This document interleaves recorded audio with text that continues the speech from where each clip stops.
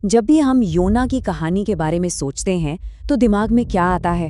एक आदमी और एक बहुत बड़ी मछली, है ना? पर असल में ये कहानी मछली के बारे में है ही नहीं। आज हम एक ऐसे नबी की कहानी में उतरेंगे जो अपने दुश्मनों को बचाने के बजाय मर जाना बेहतर समझता था। ये एक ऐसी कहानी है जो ईश्वर की दया पर ही सवाल उठा देती है और हमें एक बहुत ही गहरे और मुश्किल सवाल के साथ छोड़ जाती है। तो सबसे बड़ा सवाल यही उठता है, आखिर ईश्वर का चुना हुआ एक नबी, एक प्रॉफिट अपने ही मिशन से, अपने ही ईश्वर से क्यों भाग रहा था? और इसका जवाब सच में चौंकाने वाला है। देखिए, योना इसलिए नहीं भागा कि उसे अपनी जान का डर था या उससे लगा कि वो फेल हो जाएगा। नहीं, वो भागा क्योंकि वो ईश्वर के बारे में एक ऐसी बात जानता था जिससे वो नफरत करता था, कि ईश्वर दयालु है। तो यहाँ पर ना दो अलग अलग कहानियाँ सामने आती हैं। एक तरफ तो है वो कहानी जो हम सबने सुनी है, बच्चों वाली कहानी, एक नबी भागा, मछली ने निगल लिया और उसने अपना सबक सीख लिया, सिंपल।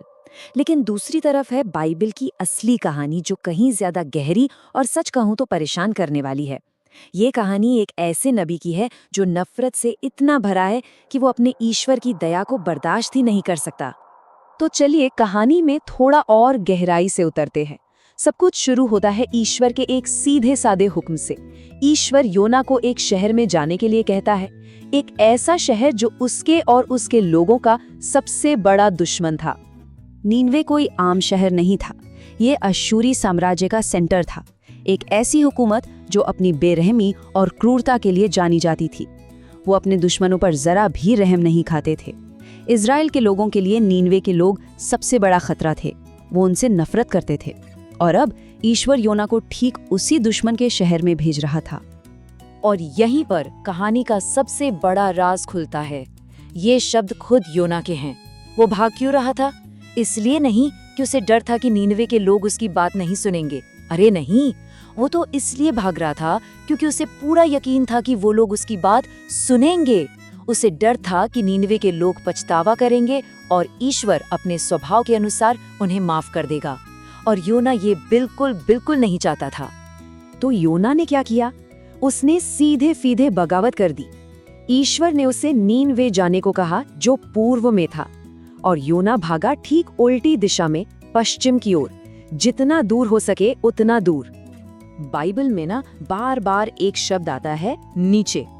योना बंदरगाह की ओर नीचे गया, फिर वो जहाज में नीचे उतरा और फिर जहाज के भी सबसे निचले हिस्से में नीचे चला गया।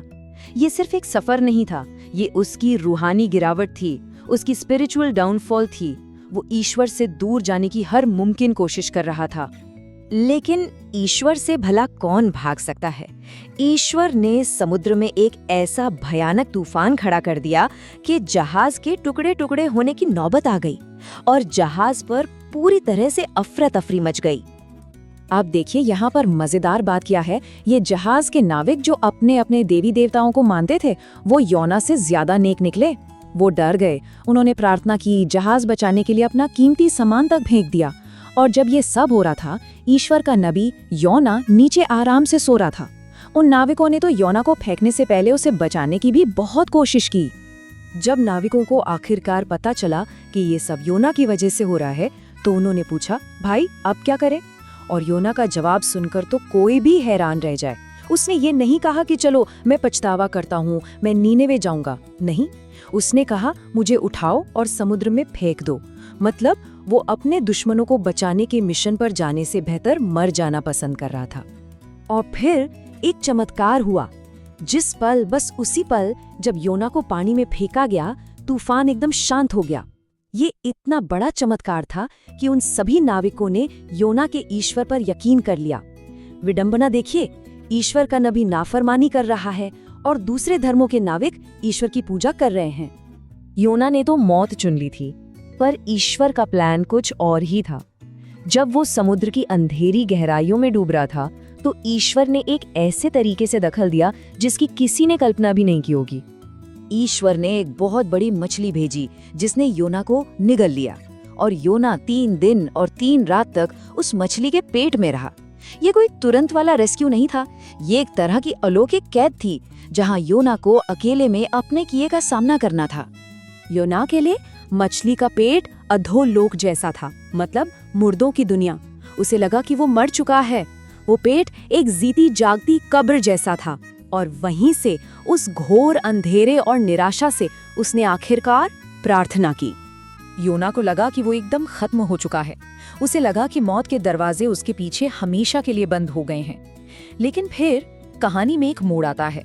वो ये मानता है कि इस गहरी निराशा के बावजूद ईश्वर ने ही उसे उस गड्ढे से, मौत के मुंह से बाहर निकाला है।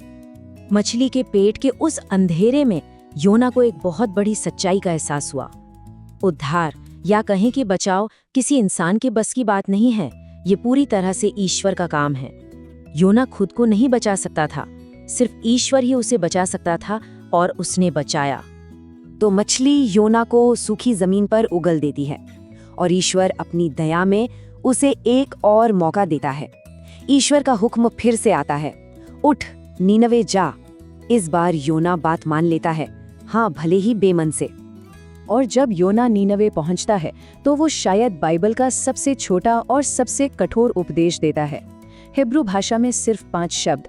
इसमें माफी की कोई बात नहीं, कोई उम्मीद नहीं, सिर्फ आने वाली तबाही का ऐलान।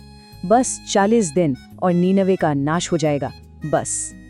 और इसके बाद जो होता है वो अविश्वसनीय है।